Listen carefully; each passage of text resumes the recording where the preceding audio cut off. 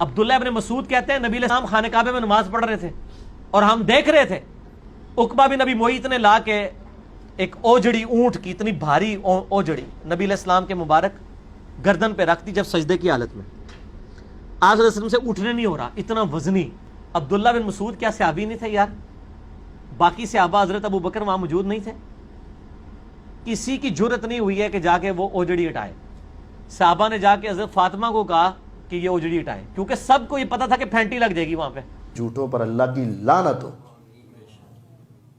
اللہ کی قسم اٹھا کے کہتا ہوں، بخاری کی حدیث میں وہاں نہیں ہے، نہ مسلم میں، نہ نسائی میں، نہ مسند احمد میں، یہ 3 جگہ پر آتی ہے، بلکہ 4 جگہ پر، بخاری، مسلم، سنن نسائی، مسند احمد، 4 جگہ پہ یہ حدیث آتی ہے، لیکن کسی جگہ بھی یہ نہیں ہے کہ ابو بکر وہاں موجود تھے اور صحابہ موجود تھے۔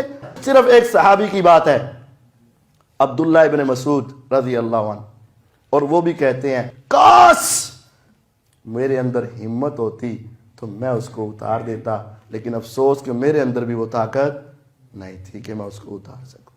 صرف ایک صحابی کی بات ہے اور وہ اپنا عذر پیش کرتے ہیں، اور اس ظالم اور بدبخت نے ابو بکر اور تمام صحابہ کے بارے میں اپنا گندا ذہن آگے رکھ کے حدیث کا نام لے کر ان کے اوپر تبرہ کر دیا کہ انہوں نے کیوں نہیں لائی، کیونکہ انہوں نے پتا کہ انہوں نے پہنیاں۔ نعوذ باللہ من ذالک۔